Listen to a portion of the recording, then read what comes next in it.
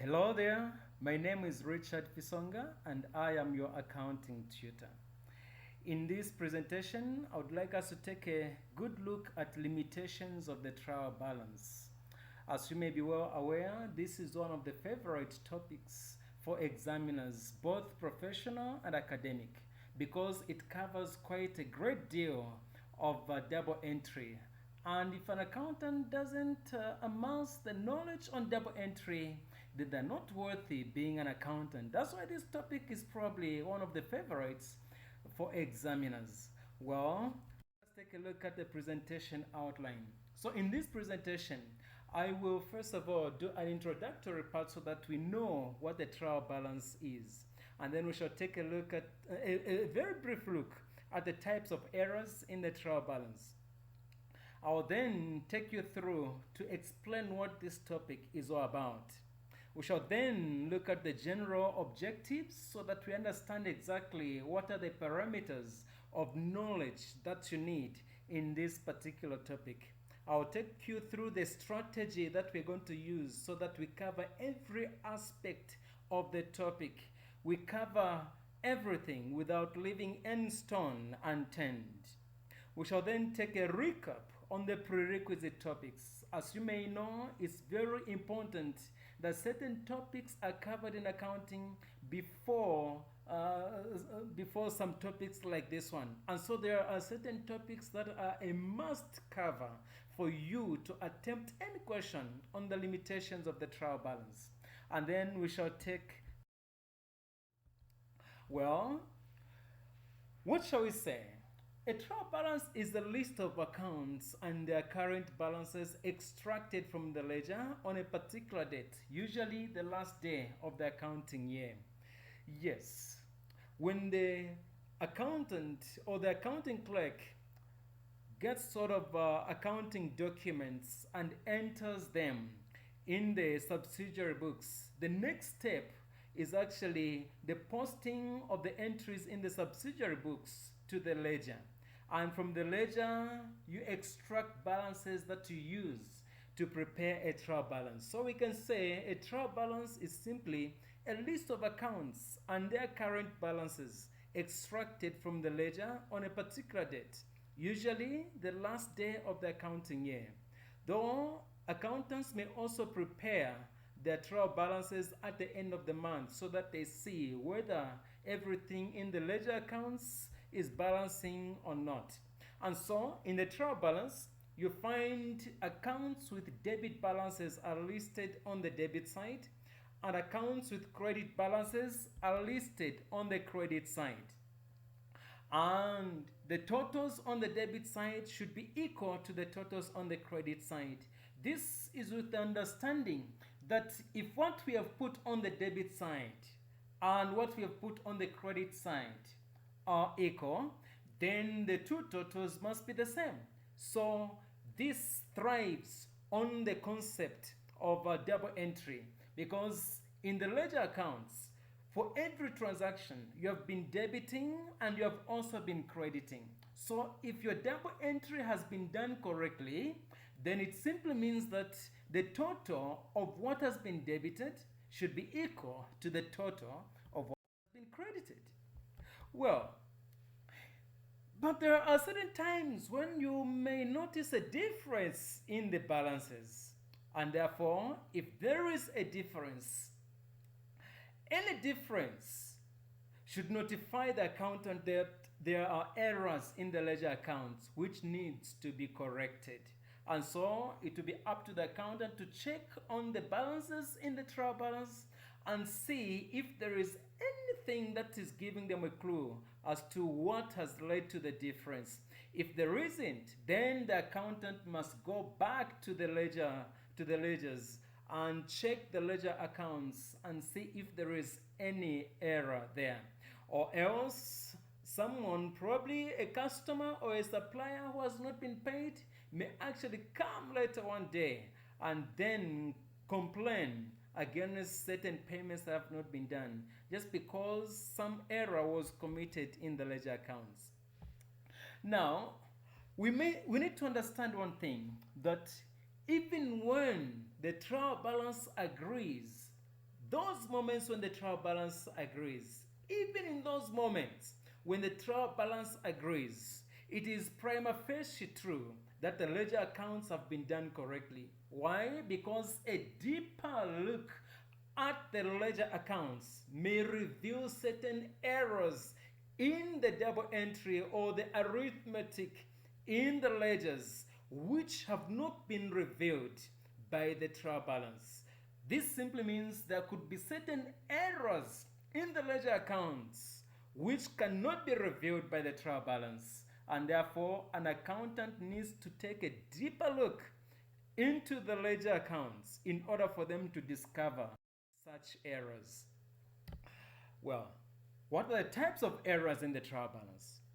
There are basically two types of errors in the trial balance, and the first one is errors not disclosed by the trial balance.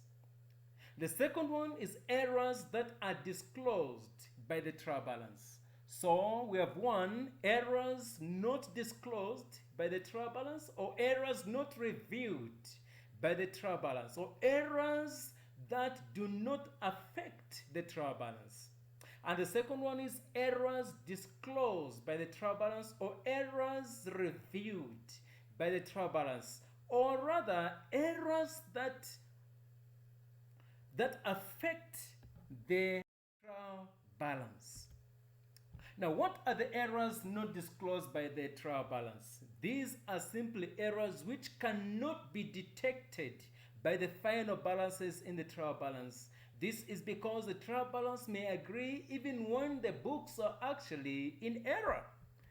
The second type is errors disclosed by the trial balance, which are simply errors that can be detected at first glance by the final balances in the trial balance. And this is because they cause a difference in the balances. So with this one, you can actually tell that one total is bigger than the other. So from the first look, you can tell that there is a difference. Now, let's take a look at a list of these errors not disclosed by the trial balance. Errors not disclosed by the trial balance may include errors of omission, errors of commission, errors of principal, errors of original entry, errors of compensation, errors of complete reversal, and errors of transposition. And what are the errors disclosed or revealed by the trial balance? These might include the wrong totaling of subsidiary books, incomplete double entry, which is also referred to as the error of single entry, the posting of the wrong amount to one account, posting an amount on the wrong side of an account, posting an amount twice to a ledger, overcasting or undercasting one aspect of a transaction, wrong additions or balancing of ledger accounts. So this is a list of errors that are disclosed by the trial balance, though it is not an exhaustive list. Now, what is this topic about? When we talk about limitations of the trial balance, errors and the suspense account, what is it that we are actually talking about? What is it that is in this topic? Number one, there is the identification of errors. So part of this topic is about identifying errors. Part of this topic is about correcting those errors identified. And then the last aspect is effecting those changes so that you make adjustments to the profit or losses for the year. Because any changes in the figures for sales, purchases, various expenses, and the incomes will eventually lead to a change in the profit and loss figures. And so in the final analysis, one should be able to effect these changes and see how the profit and loss figures are actually changing. What shall be our general objectives in this topic? In most examinations, or rather in most syllabi, you'll find that the general objectives for this topic will include, number one, the candidate the candidate, the student, should be able to explain the errors not revealed by the trial balance. So there is the explanation aspect. One should be able to explain errors revealed by the trial balance. Number 3, one should be able to prepare the journal entries to correct the errors. Number 4, one should be able to prepare the suspense account. And lastly, but not the least, one should be able to adjust the profit or loss for the business on the basis of corrected errors.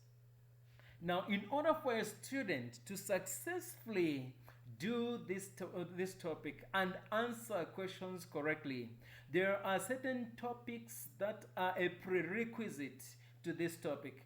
As you know, accounting is learned stage by stage. Stage A feeds into stage B. Stage B feeds into stage C. And so if you want to learn stage C without having acquired knowledge and skills from stage A and B, stage C will look very foreign and it will look so difficult to you, and yet it's because you have not covered the prerequisite concepts at A and B. And so I want to advise you that if you feel that some of these topics have not been covered by you before covering the current one, you need to go back to the topics that I will list here so that you have a grasp of the concepts before you do the limitations of the trial balance. What are these prerequisite topics? They include number 1, the accounting cycle. This is very important. You need to understand the flow of accounting information. You need to understand the system of subsidiary books and the ledgers that they relate to.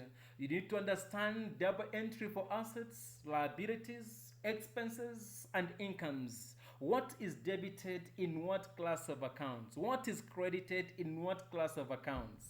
That's what we are referring to here.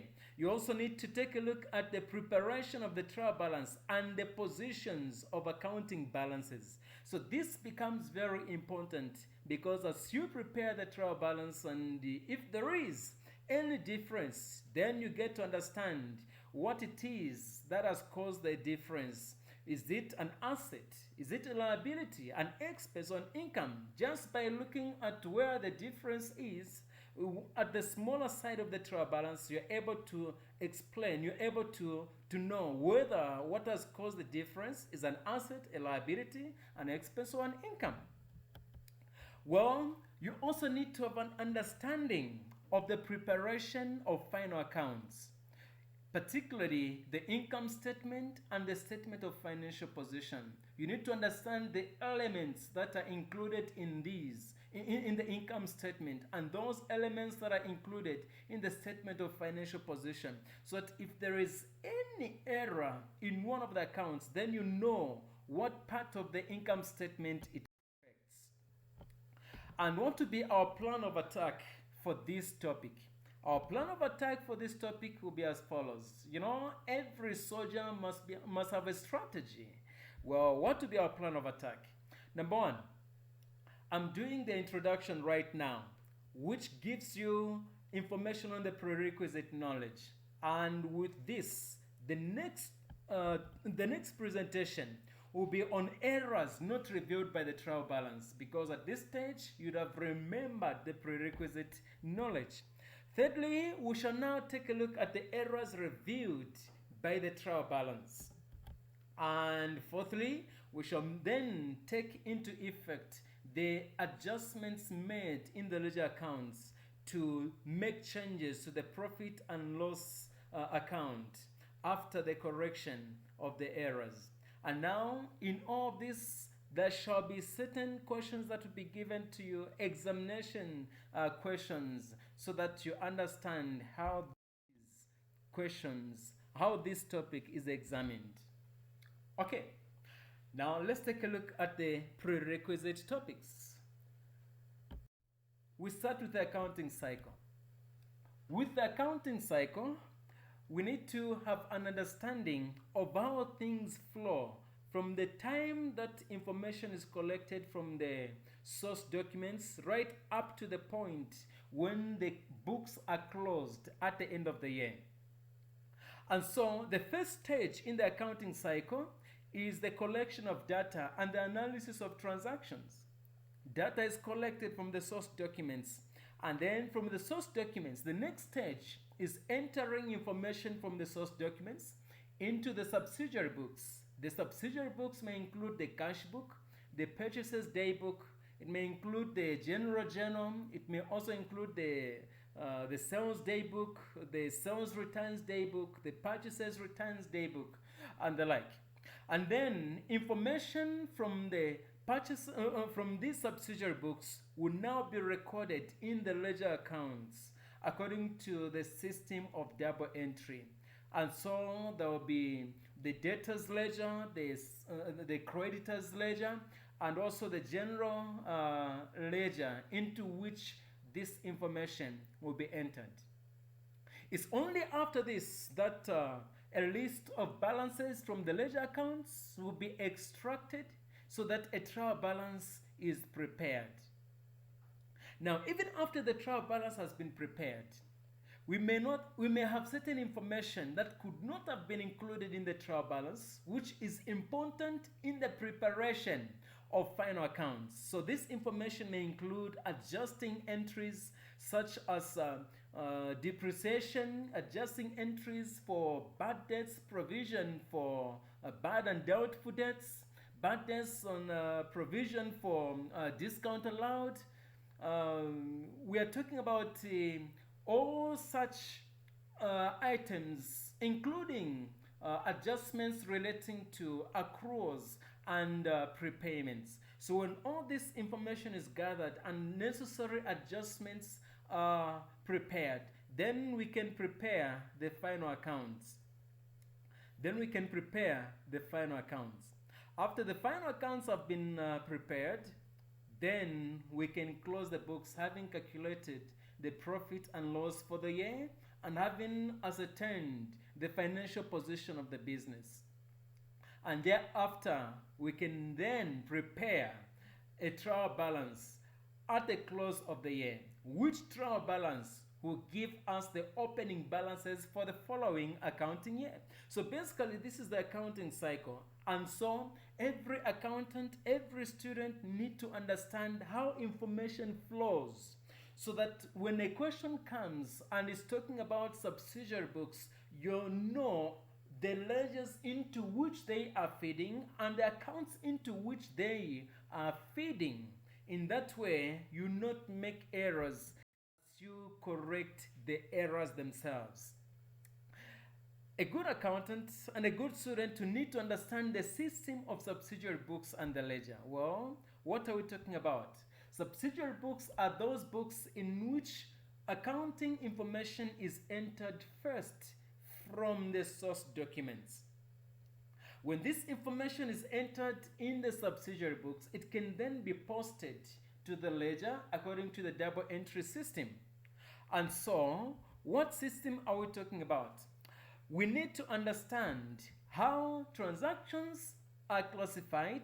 We also need to understand the entries in the journals and the books involved, and we also need to understand the entries in the ledger accounts, those ledger accounts that are involved. So let's begin. Number one, let's take a look at credit sales. When goods are sold, the invoices are issued, and so the duplicate invoices remain and the original invoices are given to the customers. And at this point, information can be written in the sales journal. And after information is written in the sales journal, it can then be posted to the ledger. So for every sale on credit made, the debtor's account should be debited, which account can be found in the sales ledger. And the sales account will be credited, which account will be found in the general ledger. So it's important that you understand that when you talk about sales journal, then you're talking about two accounts that are related to this journal. The first of which is the debtor's account in the sales ledger and the sales account in the general ledger. The next one is something relating to the sales returns. The sales returns are those stock or goods sold to customers which they have returned to us for various reasons. And so for the sales returns, when the returns are made, this information should be entered in the sales returns journal, and then the debtors account, because the debtor is giving back the goods, parting hour with value, the debtors account will be credited, and as usual, it is to be found in the sales ledger. And then we open a different account where we are going to record the goods that have been that were sold, which have been returned to us. This account is called the sales returns account, and you find it in the general ledger. Okay, now let's take a look at credit purchases. When we buy goods from our suppliers on credit, the information contained on the invoices will be entered in the purchases journal as a subsidiary book. And then this information will then be posted to the ledger, particularly two ledgers, the general ledger and the creditors ledger. A supplier who supplies goods to us on credit becomes our creditor. Hence, their account will be found in the creditors ledger. And so, this person's account will be credited, and we shall debit our account, the purchases account, which symbolizes the value of goods that we have bought from these creditors. Let's get moving. Okay, the next is the purchases returns. The purchases returns are goods that were sold to us, goods we purchased, goods we bought, which we have decided to return to our suppliers for various reasons. The reasons could be maybe a wrong color, maybe they were of the wrong type, or maybe they were oversupplied and the like. And so, when the goods are returned to the supplier, then the amount that we owe the supplier is reducing. It's for this reason that the supplier's account is debited, the creditor's account to be debited, and of course it's found in the creditor's ledger. Not just that, the purchases returns account will be opened, to which we are going to enter all the goods that were sold to us but which we have returned to our suppliers. And this account can be found in the general ledger. Well, great. Let's get moving. Another aspect of the system of subsidiary books and the ledger are cash receipts and payments. And so for all cash receipts and payments, all transactions relating to such shall be entered in the cash book. And so for every amount received, the cash book or bank account will be debited, and then the corresponding account, which could be a personal account or general ledger account, will be credited. And then for payments, if we are making payments, we're making payments by check or by cash, the cash account will be credited and the bank account will be credited. Then the corresponding account, the other account involved, will be debited. Okay, let's get moving.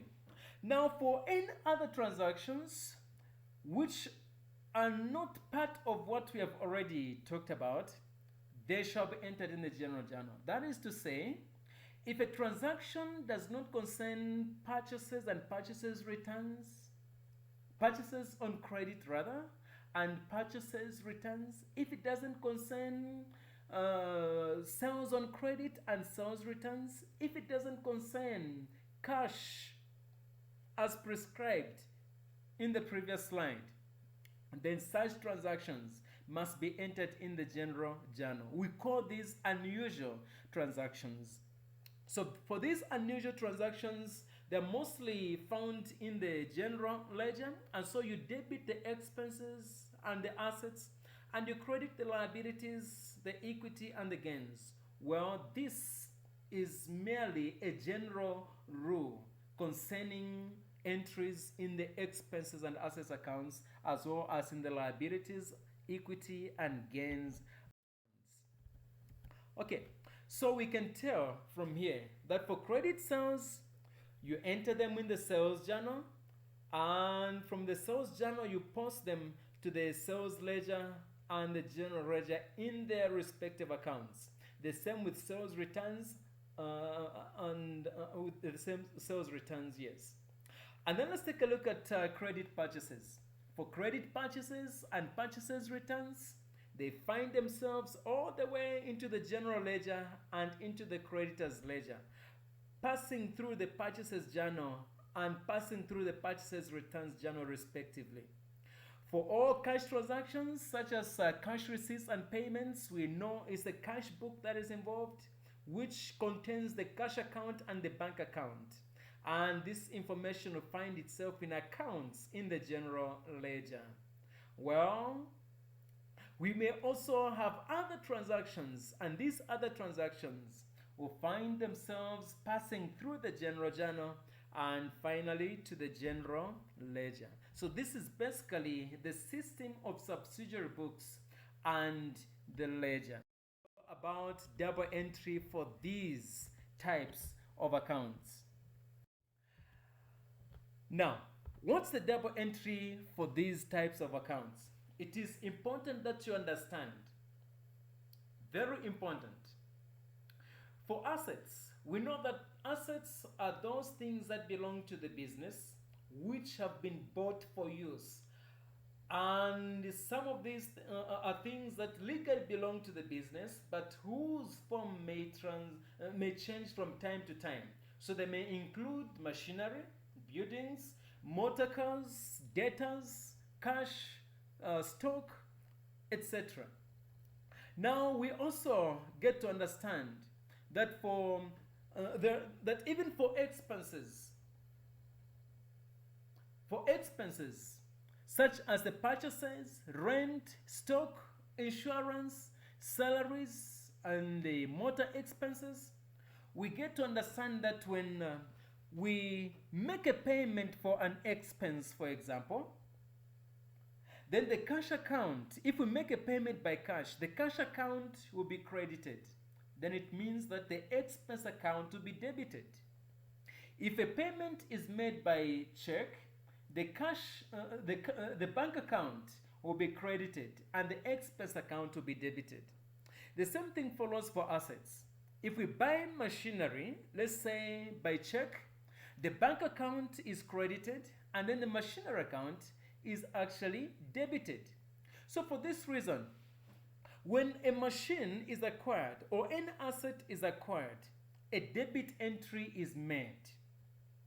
And therefore, in order to make any additions to the machinery account, we shall continue to debit. So debiting a machinery account, an asset account, simply means you are adding to what is already there. It's in the same way that we do for expenses. When there is an expense such as a purchases account, if we debit the purchases account, it means that we are adding to what is already in the purchases account. So any other purchases that will be done in the course of the year will be added or will be debited. So debiting a purchases account is adding to the value that is already existing there. So to add to an asset, to add to an expense account, you debit those accounts. The same goes for the reverse. If we want to subtract anything from what is in the asset or expense accounts, we credit those accounts. So what are we saying? An entry to increase or to add an asset should be made on the debit side. And therefore, an entry to reduce what is in the asset or expense account should be made on the credit side. Let's take, for example, we buy machinery by cash. So the machinery account will be debited with 2,000 kwacha, whereas the cash account will be credited with a 2,000 kwacha there.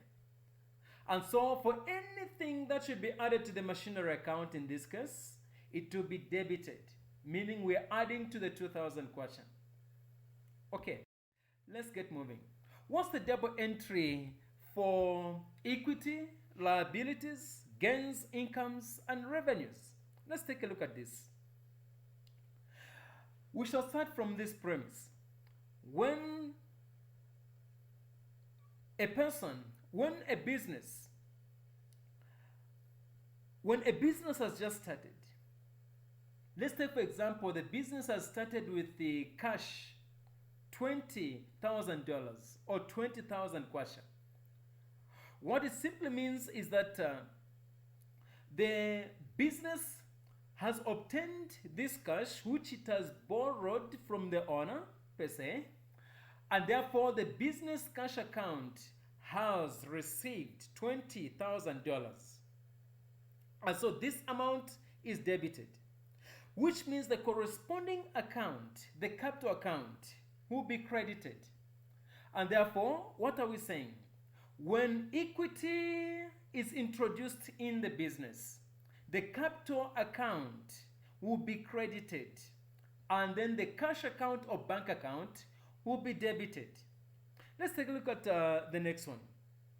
When we acquire a mortgage, when we obtain a liability such as a mortgage, loan, or creditors, or maybe we buy goods on credit, it simply means that there is a gain in the assets of the business. So there will be an increase in the assets of the business, such as the bank, because we have obtained this loan by check, or the cash account, because we have obtained this loan by cash. So the cash account will be debited, or the bank account will be debited. The liability accounts will be credited to signify that we are owing someone who has parted away with value. And so a liability that has been obtained will be credited to that particular liability account. So an entry to increase a liability will be made on the credit side. So all liabilities are credited with all forms of obligations, financial obligations that the business has contracted. In the same line, if you want to subtract from a liability, then the opposite must be done. It must be debited. So an entry to increase a liability on equity can only be done on the credit side. And then to reduce equity or liabilities, you debit that equity or liability account. Let's take a look at this. We now look at the gains, incomes, and revenues. If, let's take for example, I sell goods on cash, it means that the business has received this cash, therefore the cash account to be debited. What to be credited then is actually the sales account. And so when there is an acquisition of a gain, or when a business has received income or revenue, that revenue, income, or gains account will be credited. And so in order for us to make any addition to an account for gains, incomes, and revenues, we credit these accounts. And for us to make a decrease or to reduce, then we are simply saying that assets are debited when they're increased and credited when they're decreased.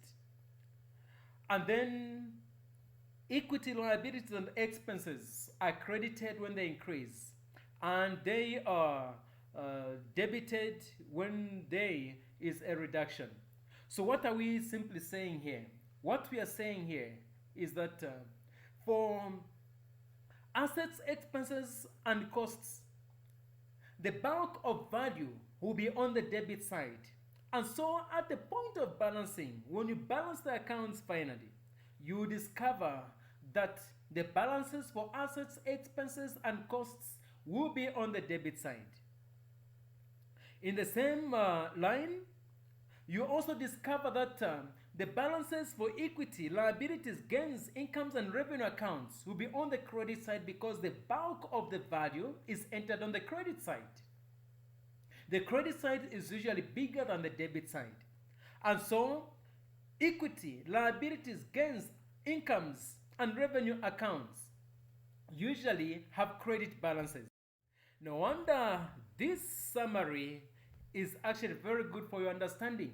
So we can use this summary and still say Accounts of assets, costs, and expenses usually have debit balances, and accounts of credit of liabilities, equity, and gains usually have credit balances. And so when it comes to the trial balance, it becomes easy for you to recognize the fact that the balances for assets are entered on the debit side. The balances for costs and expenses are also entered on the debit side of the trial balance. And in the same way, the balances for liabilities, equity, revenues, and gains are entered on the credit side of the trial balance. So this becomes very important for you to understand, so that even when you're given a particular trial balance and there is a difference, then you can tell that the difference is on the debit side. This could be due to an asset or cost missing. Or if the difference is on the credit side, then we can tell that there could be a liability, equity, revenue, and gains missing.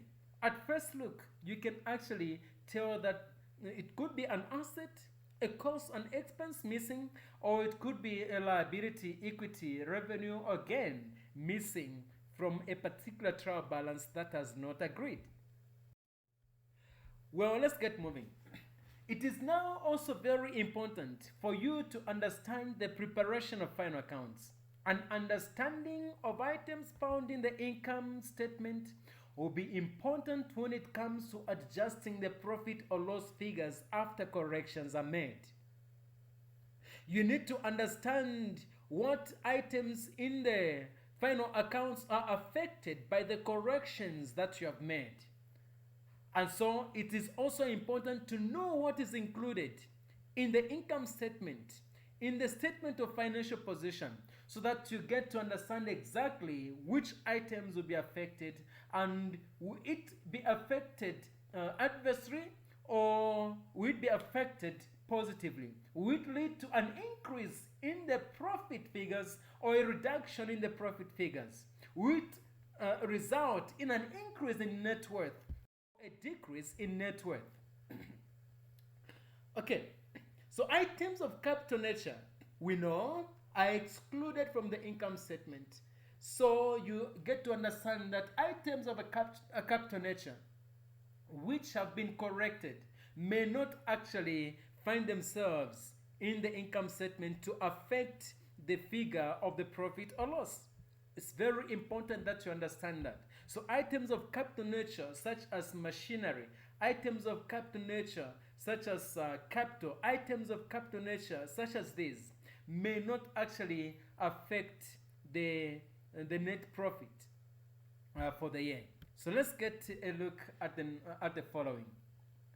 Only items of revenue nature are entered in the income statement to calculate the profit or loss. So if you're asked to adjust the profit figures or the profit and loss figures, then you need to take a look at those items of revenue nature which will eventually lead to an adjustment in the profit or loss. So it's important for you to know what items of revenue nature, so that you understand which ones can be entered in the income statement, and hence which ones can affect the profit or loss for the year.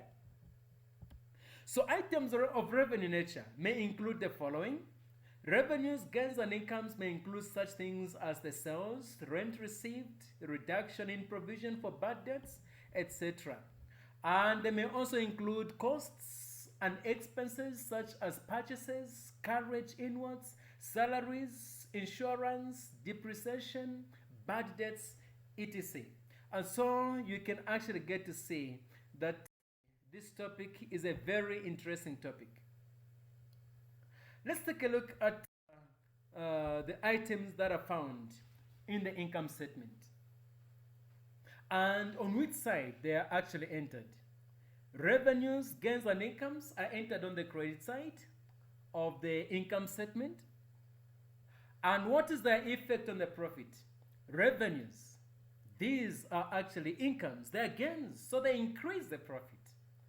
And so if during your correction there is an increase in the gains, then it will increase, then the profit will increase. if there will be a reduction in the gains due to the corrections that you have made, then there will be a reduction in profit.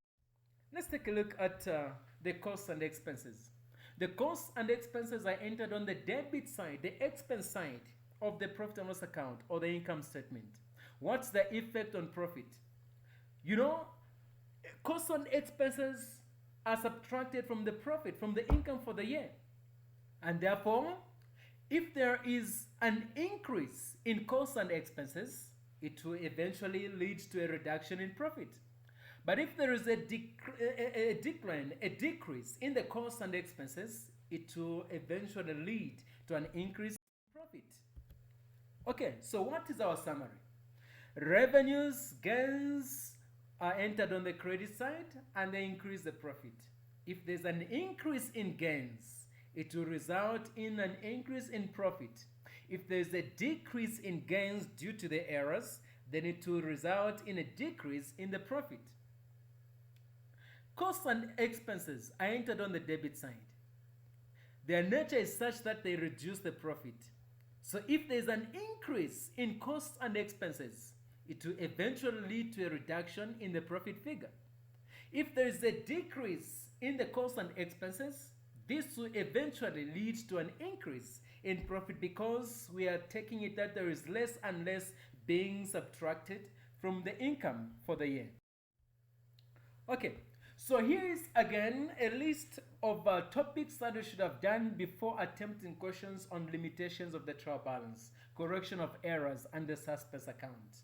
You should have done the accounting cycle, the system of subsidiary books and ledgers, double entry for assets, liabilities, expenses, and incomes, the preparation of the trial balance, and the positions of account balances, and also the preparation of final accounts.